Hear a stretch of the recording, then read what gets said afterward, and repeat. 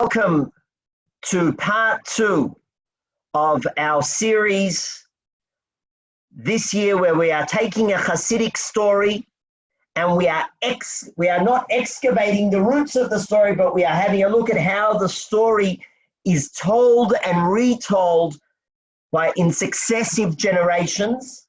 And by mining those retellings, we can reveal the narratives of the storyteller. We began in our first meeting with what may very well be the most famous Hasidic story. And we noted in our last meeting that almost everybody knew the story, a version of the story. We read it in the earliest printed edition, Kvutzat Yaakov from 1896. And in Kvutzat Yaakov from 1896, we read about the boy who has some type of what we would refer to as a physical or emotional disability or learning challenge, and can't read, can't daven, and yet his father schleps him to the Beis Medrash of the Baal Shem Tov for Yom Kippur to make sure that the boy doesn't eat. And there, the boy is sitting there the entire 24-hour period, frustrated, because all the boy wants to do is express his feeling and join the congregation in their prayer. And he says to his father, "Please, Father, let me," and you'll remember the word, lechalel b'chalil shali. Lechalel, and as we noted last time, lechalel b'chalil, the double meaning, to play the flute, but to desecrate with the flute. And the father, as I'm sure so many of us would have reacted, the father responds and says, "Don't you dare!" And the boy sits quietly, but as the tension builds, and as the day goes on, the boy turns around, and right at the end in Ne'ilah, and I asked you at what point in Ne'ilah, and you said during the Shtila Shmoneh Esrei, during the quiet moments where the soundscape is one of people weeping, murmuring of prayers, turning of pages. And at that moment, he pulls out his flute and plays a sound. And we discussed how this story in some ways is emblematic of the Hasidic narrative, of the clash between spirit and law. The father in the story representing law, halacha, who doesn't even touch, you remember, he doesn't even touch the flute. He holds the boy's pocket because the flute's muktzah.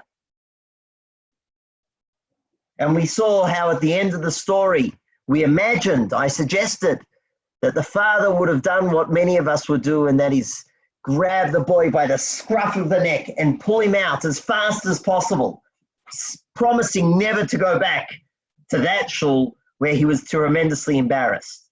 And only afterwards does the Baal Shem Tov tell everybody present, this boy, with his pure prayer, raised all the tefillot and made it easier for me. And we spoke last class about the dangers of this story, but the potency, which is the same coin, just different sides. On one hand, it's a dangerous story because, as I imagine together with you, you tell this story on Kol Nidrei night, next morning, all the youth come to shul with their electric guitars, drums, and various other musical instruments. On the other hand, the message of this story, a story that tells us Rachmana libabai, the Almighty desires the heart, and that the heart is really what we need to be bringing to our service of God, not the halacha, the heart, Rachmana libabai. And that's where we ended off our discussion last class. I haven't said anything new. I've just brought us back to the space where we were last time, and we can build on that today by going to the next stage in our story, in the story of a Hasidic story. I'm going to invite those of you who have your cameras closed, if you're able to open the cameras so I can see who I'm talking to. If you have the bandwidth for that and the technical capabilities, it certainly makes the class much more interactive if we can see each other and we're talking rather than just to squares with names. So if possible, I appreciate that. If it's impossible, then I understand. I'm happy to see you anyway, especially those of you who are here twice, Ilana.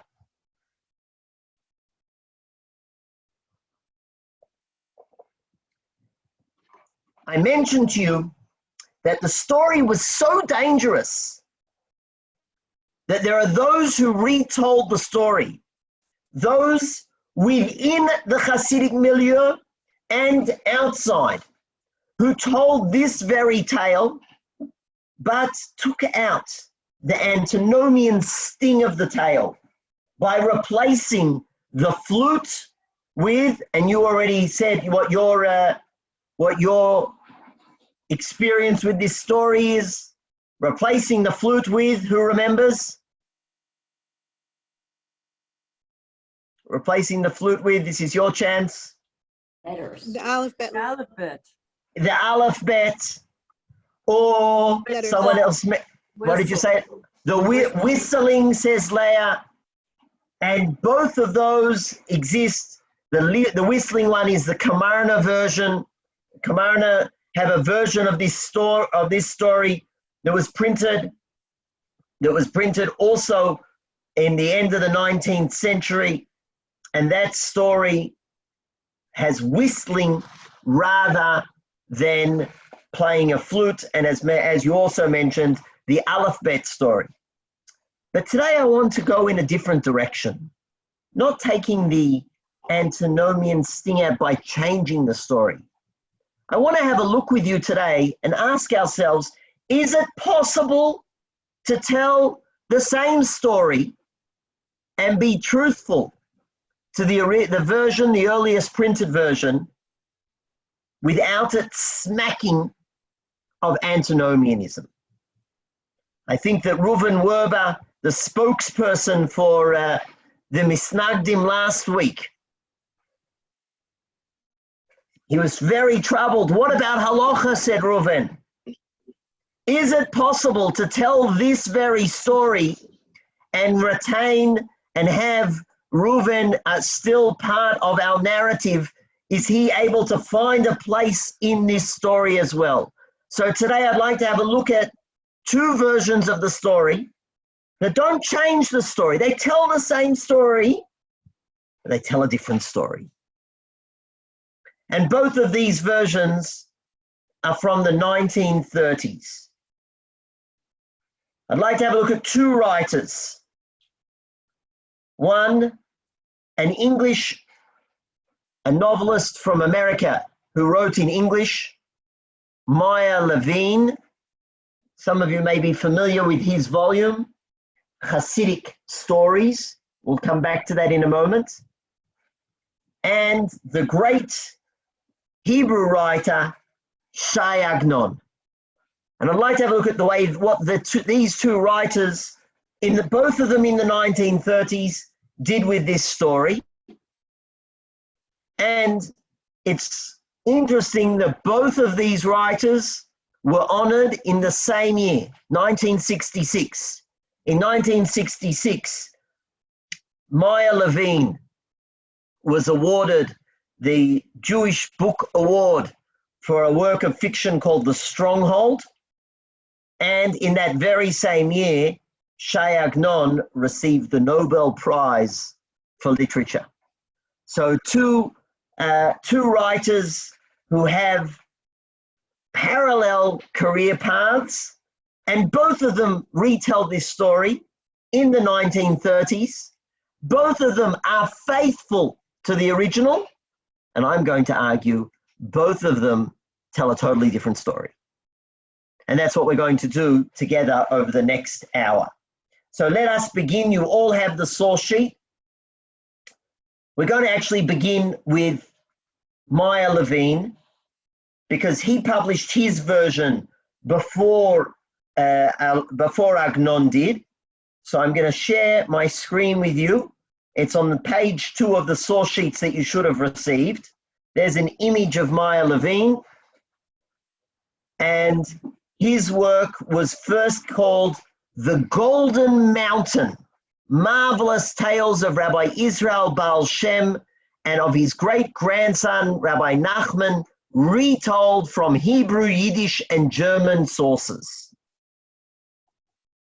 That work, as I said, was first published in 1932.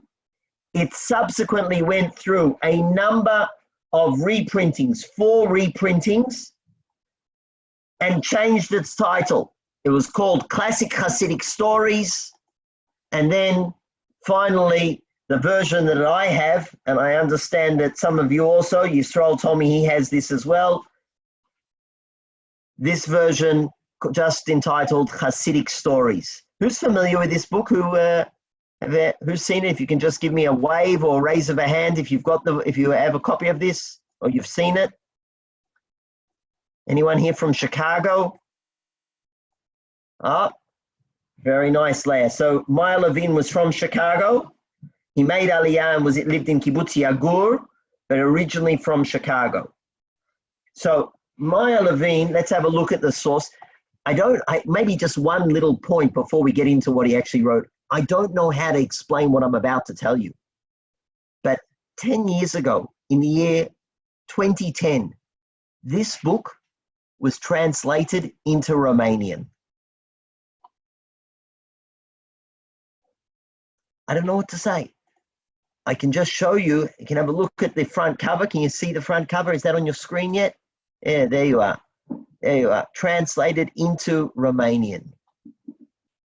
Okay. But I don't think, having said that, I don't think this is, for those of us who have the book or have seen it, but I don't think that this is a classic work, and it hasn't been reprinted for a number of years. I think this is the last edition. The last edition was printed, I think, in 1975. So it's not a book that is still on the market. Now, what does Meyer Levine do with the story? He tells us that he gets his work from other versions, but he doesn't tell us exactly where he takes the version from. And as you can see on your screen, he has the flute. And I didn't give you the entire story because you know the tale already. We studied it together, but I took out an excerpt, and I'd like, because the text is in English, I'd like to invite a volunteer who would like to honor us with reading the bit of the text here. Who's a good reader? Not everybody at the same time.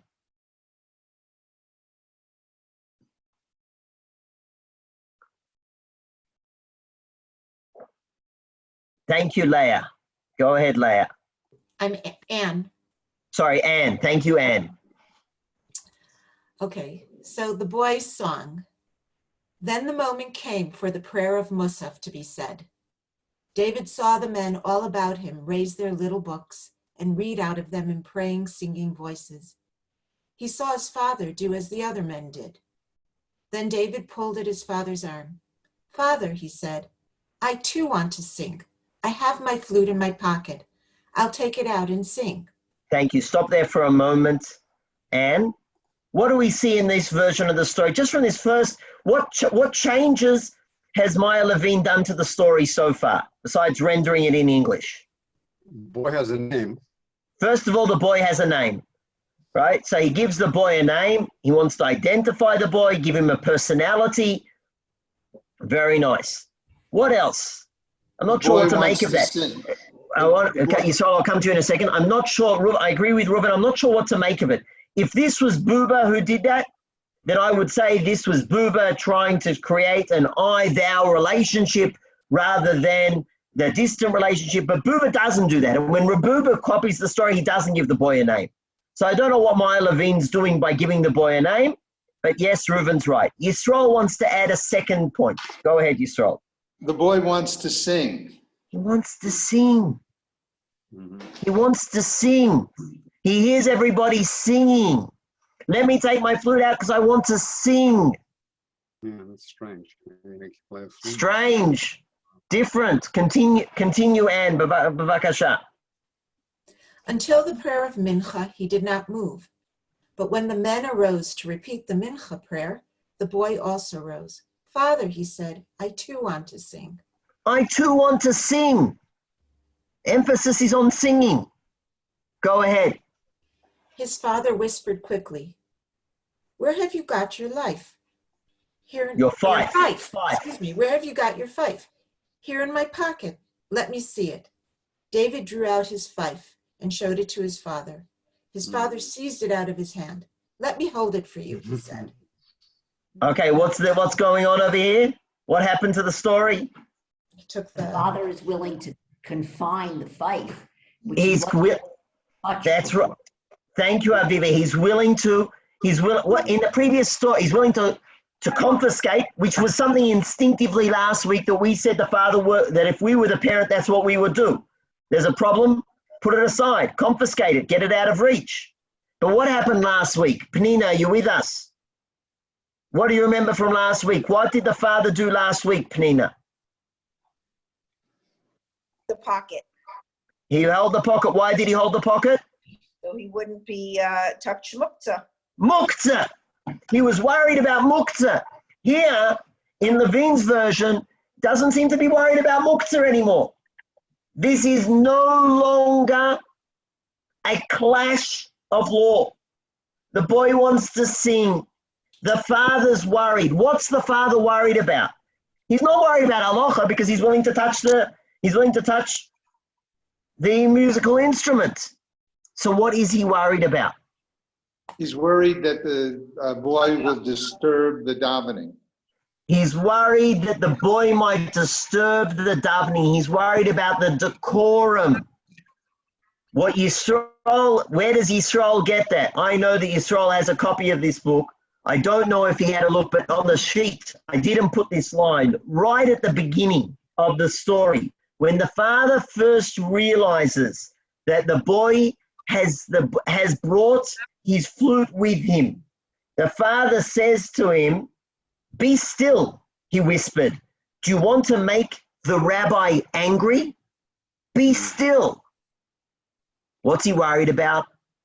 Everybody Decorum. Decorum. And I don't know, he was embarrassed. He doesn't, this isn't an issue of halacha. I don't know what was going on in Chicago in the 1930s in shuls. He wanted his son to behave in shul. This is not a clash of halacha versus spirit, versus ruchaniyut. This is a question of decorum. Don't get the rabbi angry. Therefore, I'm willing to confiscate it. And the boy just wants to sing. He wants to, and let's get to the climax of the story. Go ahead, Anne. Like he wants to he doesn't want to embarrass himself. I think it sounds like. Who's talking? That's Yael. Shalom, Yael, and welcome. Yes, Thank you. He doesn't want to embarrass himself. Yes, that very much. I certainly accept that. He doesn't want to embarrass himself. He doesn't want. It's not a matter of halacha. It's a matter of propriety. What's the right thing to do at that moment? And continue the story for us, please. The boy could hold back his desire no longer.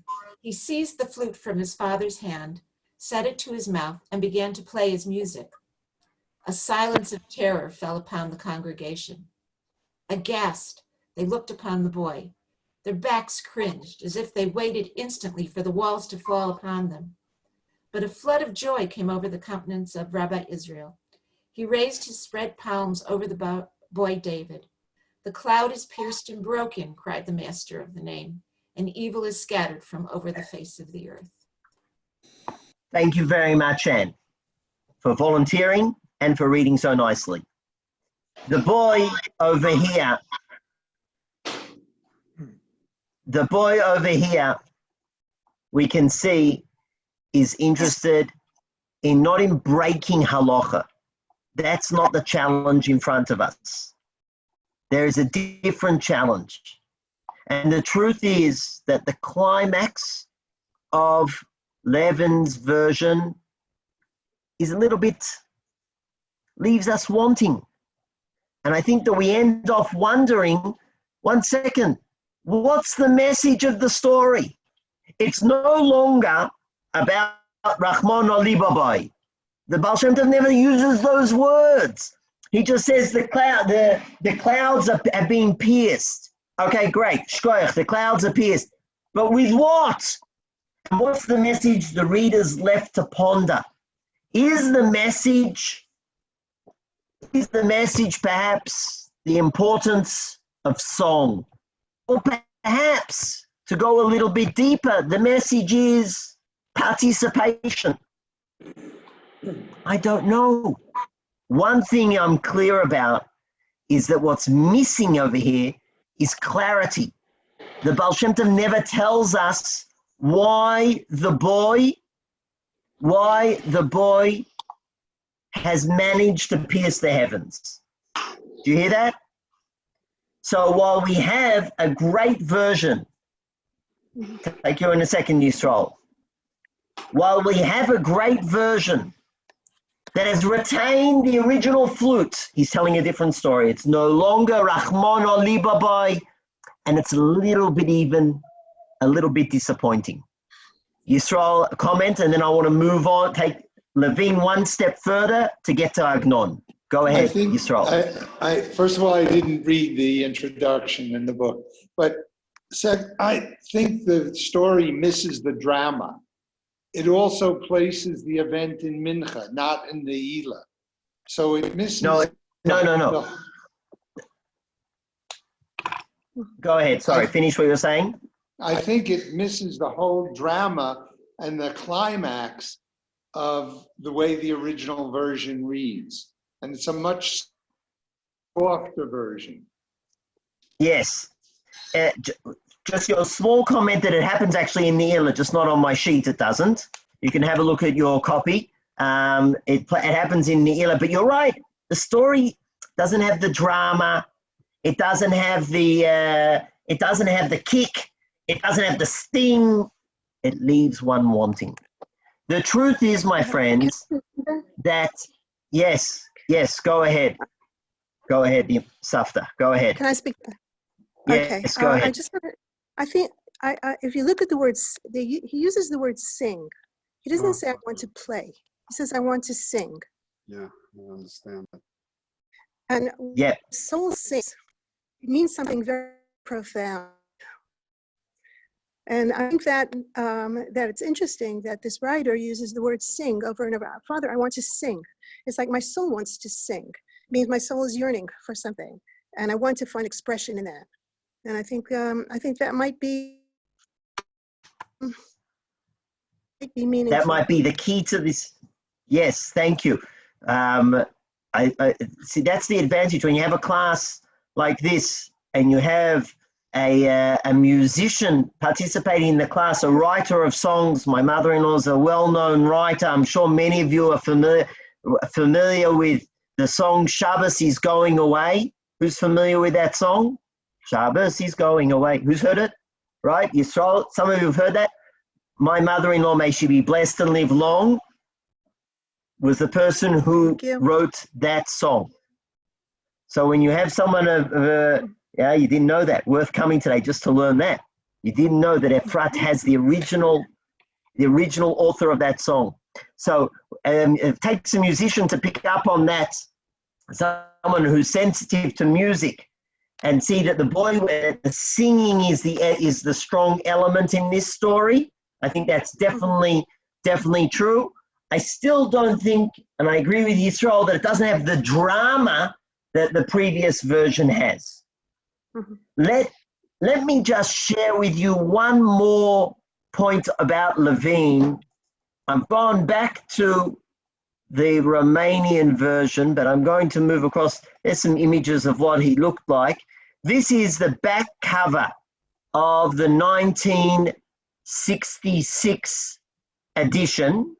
And if you have a look on the back cover of the 1966 edition, it describes what Levine did. And if you have a look over here, I'm just going to mark it. If you have a look over there, can you see that? I'm just marking what it says here. And it describes what Levine did. Then he chose the versions that appealed to him most, retelling them for us in English, adding his own little twists and turns, as any good storyteller must. So we have Levine over here adding his own little twists and turns. That is a great segue for me to go across at this moment to Agnon. So let's go back to the beginning of our sheet, to Agnon. Now, Agnon, I'm sure you're familiar with. You've heard Agnon. You've heard of him, one of the great writers. And it is, you get a sense of how great he was that he won the Nobel Prize in a language that, to the best of my knowledge, the King of Sweden isn't fluent in Hebrew.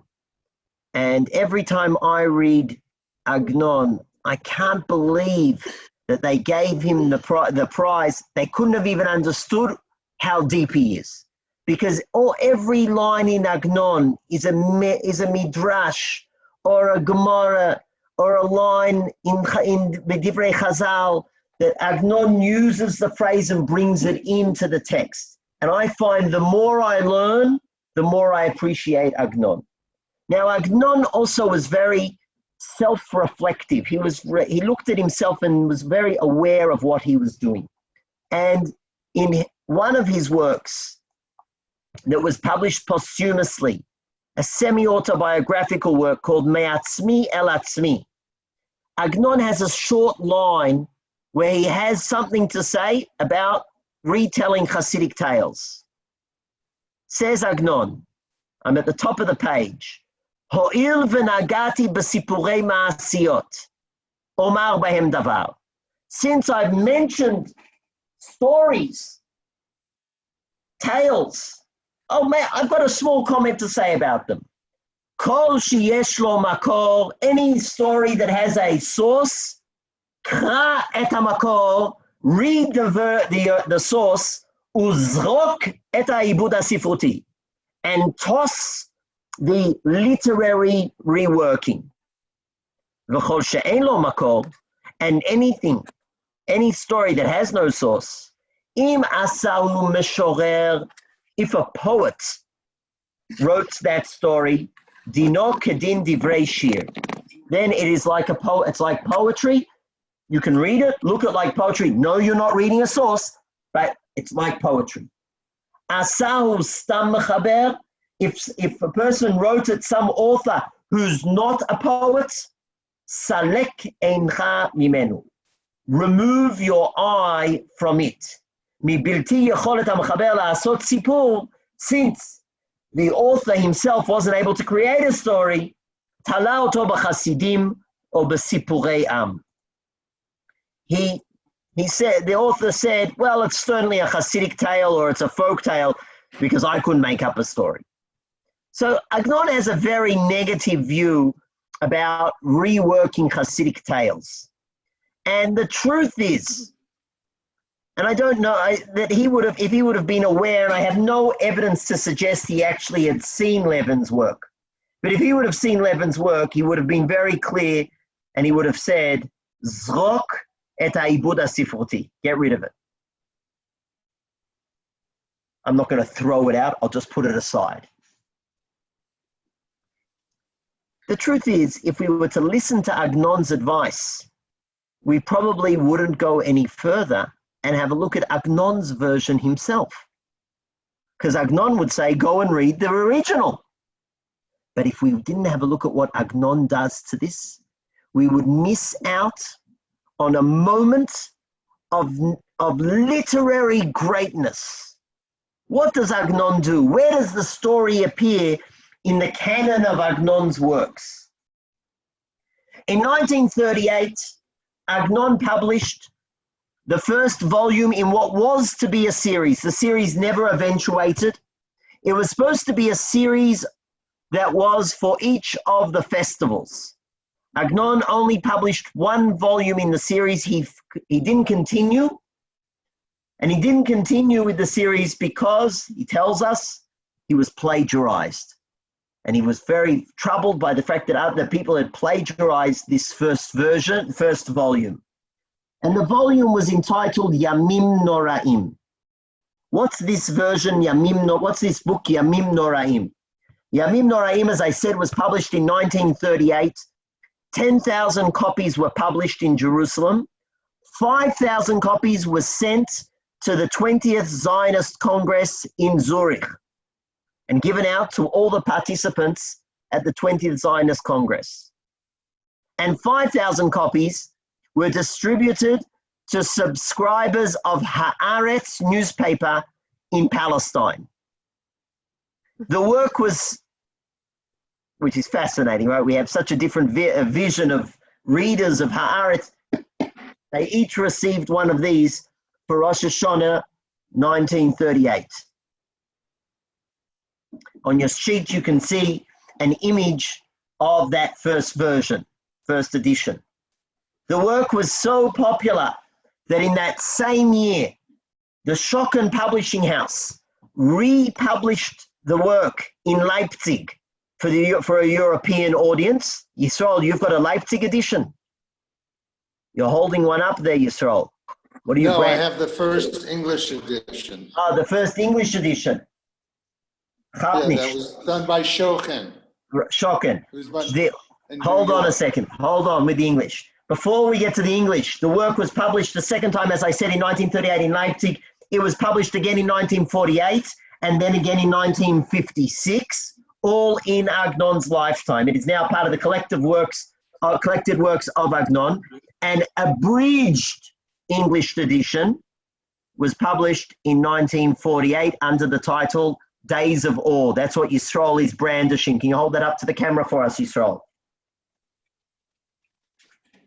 Days of Awe, first published in 1948, abridged English. Do the Paraness family also have one there? No. The first English edition, an abridged edition. What is this work? Unlike Agnon's other works, which are prose, this work is a compilation. It is a compilation that Agnon goes through the Midrash, the Talmud, Halach, Hasidic stories, and brings all those pieces together and puts them in order of the choreography of the High Holy Days. Agnon wrote, and you can see it on your sheet, on the second side, in the third edition, he wrote, Hachibur hazeh sefer chadash malei yashan, midivrei haTorah haktuva v'hamasora. This is a work that is a new work filled with old. In other words, it's a new compilation, but I haven't really invented anything in here. It is me'en sefer beinayim, and this is a great line, likro bo bein haprakim. What does he mean, likro bo bein haprakim? When are you supposed to read this book? What's bein haprakim? When the Chazan's singing. When the Chazan's singing. When the Chazan's singing, I think what Reuven meant is when the Chazan's singing too much. Maybe you think that the Chazan singing is already too much. We'll put that aside. Once the Chazan singing, schlepping on, we know how long davening can be. Not all of us are focused at every moment in davening. Obviously, I'm not talking about the tzaddikim who are here in this class now, but I'm sure you have a friend who might have some difficulty focusing at a certain time in the middle of the service.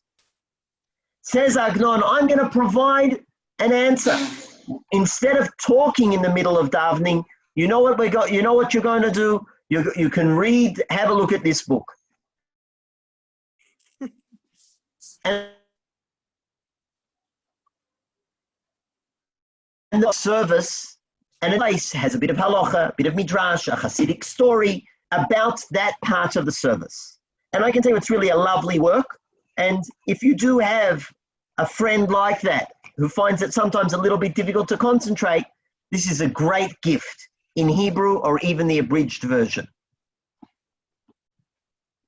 Where does Agnon place our story? Where does he recount the story? Agnon recounts the story in a chapter on Ne'ilah.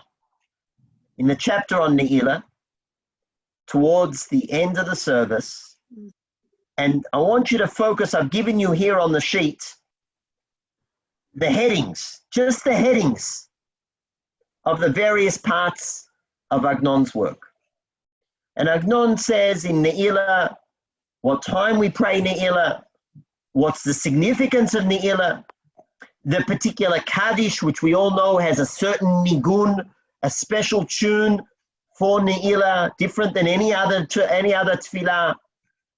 Then he gets to Chazarat Shliach Tzibur, the repetition. And he writes over here, stay with me team, Potchim et ha'aron, we open the ark, and the ark stays open ad Kaddish Titkabal until the end of the service. V'shliach tzibur mashlim et ha'tfilah.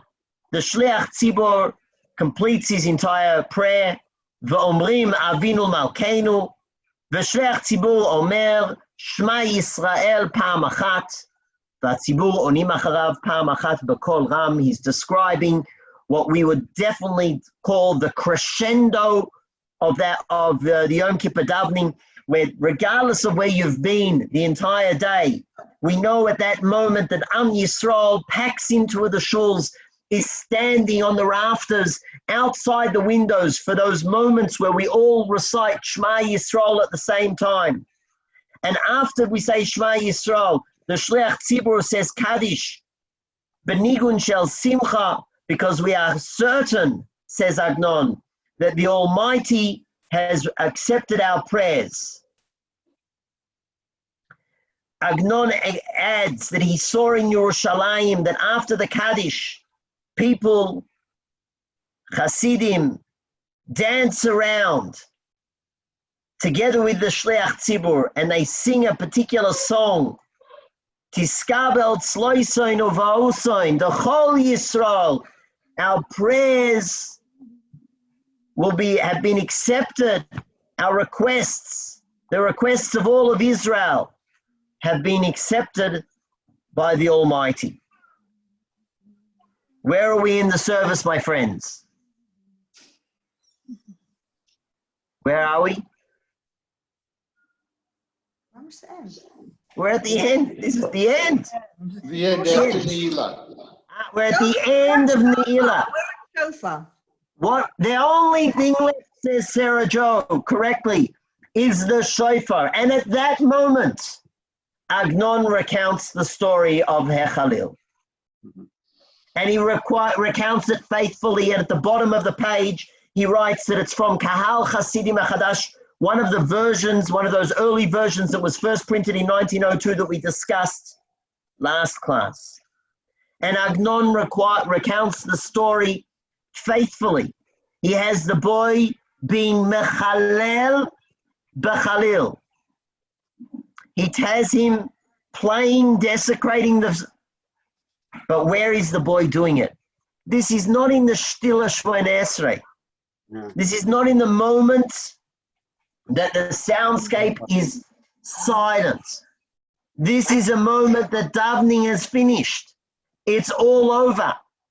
The only thing left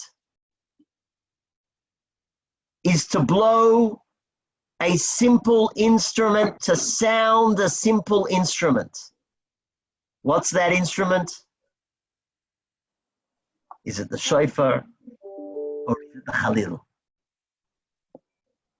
Look at what Agnon does. It's brilliant. He tells the story. And the moment he finished... It's not even Chilul. Wow, beautiful, says Sarah Jo. Sarah Jo can't hold herself back. You have to jump in there, Sarah Jo. It's beautiful what he does.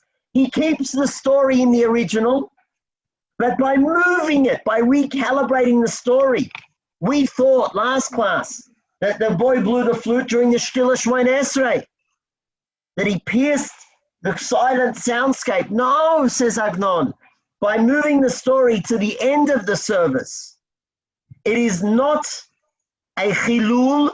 He is not breaking Yom Kippur. It is no longer an antinomian act. I don't have to get rid of the Chalil. I just have to move it slightly by a few moments to the end of the service. And then, now 1 second, let's just understand one more moment. Let's have a look. He tells the story, Kafri Echad, and he tells the story faithfully.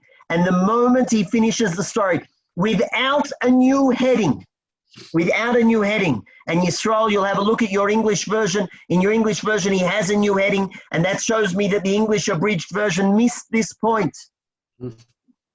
In the Hebrew version, there's no new heading, and Agnon writes, Achar Kaddish Titkabel Tokim Tkiya Achat. He tells the story, and immediately he says, we blow one sound. So this, my friends, the Chalil is in fact, this story is a meditation on the shofar blowing. And as such, my friends, it is brilliant.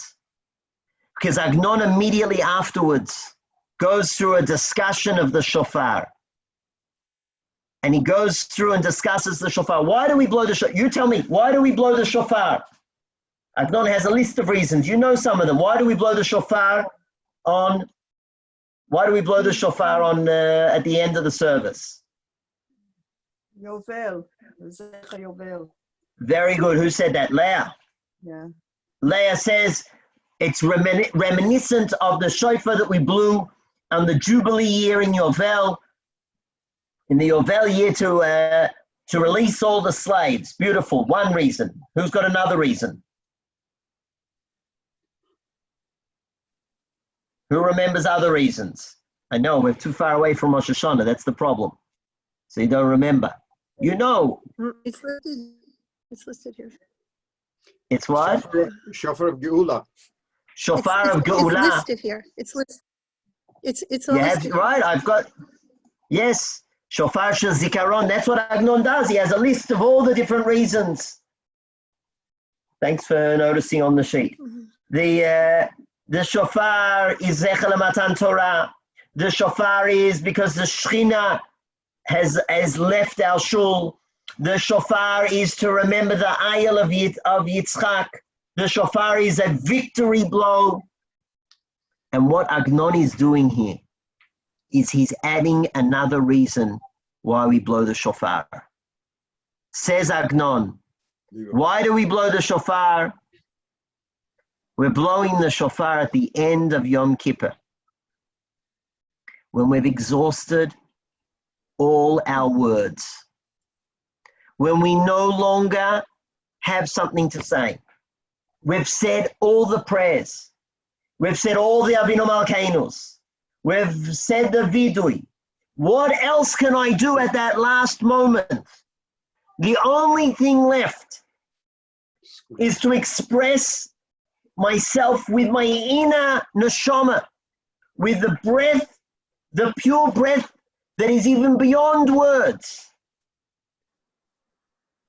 That's the Chalil. And Agnon does something really beautifully. Let's just for a second, I want to take your comments. I want to hear, because I see some of you want to say something. But let's just for a moment, let us for a moment go back to our first version that we saw last class. You have it on your screen. What does the child really want to do? I don't think Agnon made this up, my friends. I think he read the story very carefully. What does the boy want to do? Let's go back. Follow with me. He says, at the time of Musaf, he says, Avi, Tatashi, Dad, Yesh iti imi hechalil shali. I have with me my Khalil. ואני רוצה מאוד ליתן, what's the word there? Kol. Kol. And then at Mincha he'll say again, Avi, Father, harsheni liten, Kol. And then Mincha time, Yihina, harsheni la lechalel eze, Kol. And then at the end, he pulls out the shofar, Venatan kol atzum, and he makes a tremendous sound. And the best, after the kol, he says, this lad with the kol of his Khalil, the kol, and now look at this play on words. Hekel, he made it easier. The kol, hekel. The sound made it easier. Now, when you hear kol, what do you immediately remember? What does it remind you of? The bat kol. Bat kol. Very nice. I didn't think of that, Aviva. Very nice. What else could it be? Bat kol. I didn't think of that. I'm making a note to think about that a little bit more. Kol shofar. Kol shofar. What's the bracha that we make on the shofar? You all know it. Lishma. Yeah. Baruch atah Hashem Elokeinu melech haolam asher kishanu b'tzvotav v'tzivanu lishma kol shofar.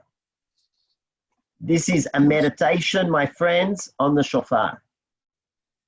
And what the shofar is doing at the end of Yom Kippur. I think Agnon is keeping the original story, but telling an entirely different story. This is no longer a story of antinomianism. Reuven, correct me if I'm wrong. You can live with Agnon's story, even your Litvish aside. Am I right, Reuven? Yeah, but it really bothers me that the kavanah of the kid is not the kavanah of Agnon. The kid has to mitparetz now. He's not waiting for Neila. He's not waiting for the shofar. He needs to express himself. Unfortunately, he has this terrible handicap that he's not capable of expressing the written word, and he's forced to use his disability as something that is maybe more holy than any other ability that he could have possibly given. But Agnon takes it and generalizes it to a meaning for someone that something of all Klal Yisrael. Yep. Yes, he certainly, I think that's a good point, Reuven, and I'm glad you added that. Certainly this story, I taught this story in Pardes before the Amim Noraim this year. And in the class was a student who works in special education. And she was moved, I'm not exaggerating, moved to tears by this story. And she felt, and she had very strong words to say, stronger than what Reuven just said. She felt that anybody who was not telling the story about the boy was doing an injustice to the story. Mm-hmm. I'm not as kitzoni as that. I'm not as, I think that there's room to tell various stories, but she felt, and I think that that's what I'm hearing from you, Reuven, and I think it's a good point, that this story is a story that we can also tell, and we perhaps should be telling, particularly to those who have children with special needs, or who work in educational forums for kids that have those special needs. Because this story is a very powerful story. Agnon didn't tell it that way. Neither did it appear that way in the original version. Neither did Levine tell it in that way. And as we'll see in the coming weeks, others haven't told it in that way as well. That retelling, I believe, remains to be told. I haven't found someone who has put it out there. Reuven, maybe that's your shlichus. And if it is, then please send me your how you do that, so that I can also then next time I can teach the Reuven Werber version as well. Yisrael, you have a comment. I think it's fascinating that in the English version, it's the original version. It doesn't follow his Hebrew telling. I sent you the page from the book. Okay. Okay. Thank you. Yeah. Look, I don't think I need to criticize the English version. It makes an attempt at bringing it to the English reader. It reminds us the importance of having a look at the original and the way Agnon organized it, because I think we lose something in translation. I think that there was Mr. Lemberger wanted to say a comment. Mrs. or Miss John Lemberger, is he still with us? Lemberger? Okay, do you hear me? Yes, we can hear you. I apologize that we're not on video. I don't know what's wrong. Just an anecdote about Agnon. You said Yes. one of the reasons he wrote Yamim Noraim is that people shouldn't speak during the davening. I didn't say speak. You said speak. It shouldn't. Yeah, right. They should be involved in something that is not distracting. Let's say when the Chazan is speaking, there's a story told about Agnon, and I heard it. I went to Agnon's home the Shabbat after they announced he's getting a Nobel Prize. Long story, I won't say it, but one of the stories they tell about Agnon is that Agnon tried to make sure that in his shul, which was a small shul, today it's a big shul, it was a small tzrif, a hut in Talpiot, that no one would speak during davening, especially Kriyat Torah. So he received an aliyah every Shabbat, and he always made a mishaberach for whomever did not speak Shabbat previously. After a number of weeks, he didn't have to worry about anyone speaking in shul. Fascinating. I didn't know that story. Maybe I should try it in my shul. Don't know if that's going to work. I don't know what happens I don't know if that would work in Tzur Hadassah. There is actually a tefillah that was written, a prayer that was written. We have it from the Tosfos Yom Tov, a special mishaberach for those who don't talk in davening. And there were those, it was printed straight after the Khmelnytsky massacres, 1648, 1649. There were people who felt that the Khmelnytsky massacres, the pogroms, were because people were talking in the middle of shul. So there is a tradition. Agnon didn't make that up himself. He was, which is classic Agnon. He was linking and bringing in a tradition that dates back to the 17th century. Thank you very much, John. Aviva. It strikes me that this business of talking about why do we blow the shofar, part of it is about the longing to continue this intimate interaction with the divine. So we're taking the breath of life that we have received and putting it through the shofar in an attempt to prolong that incredibly deep and beyond verbal expression connection. And I think that that's an interesting point about where Agnon puts the story. He puts it there so that we can prolong, in a sense, it's a prolonging or the ability of this boy to prolong the connection. Thank you. Yes, I think that's a nice addition. I'll just add on a personal level. In my shul, I'm the one who has the zchut of blowing the shofar at the end of Yom Kippur. And once I understood what Agnon said, it suddenly has totally different meaning. This is, I said it's a meditation on the blowing of the shofar. Suddenly that shofar blast, for me, as the person who blows the shofar, that becomes a tefillah. And I end my Yom Kippur not reminding people of Matan Torah and not of freeing slaves and Yovel and Akedas Yitzchak, none of that. I end off with a wordless tefillah that just comes from the breath, from the depths of my lungs, and that comes from Agnon's reading. Sarah Jo, did you want to say something before I wrap things up here? No. Did I miss anybody who wanted to comment before I bring my final point? My final point friends, if we go back to Agnon and what he wrote in the introduction to the third edition, after he describes what the goal of the work is, to be read bein haprakim, the in-between stages, he also describes a further aspect of his work. And with that, I'll end with you for today. He says, Velo hosafti misheli, I haven't added anything of my own. In this work, Yamim Noraim. Lo hosafti misheli, ela ke uman shenotnim lo meshi, la'asot malbush, like a artisan, a craftsman, who is given silk to make a garment. Vahu, the craftsman, mosif chutim mishelo, adds his own threads.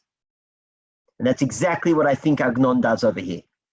The story, that silk garment, he's given the raw silk.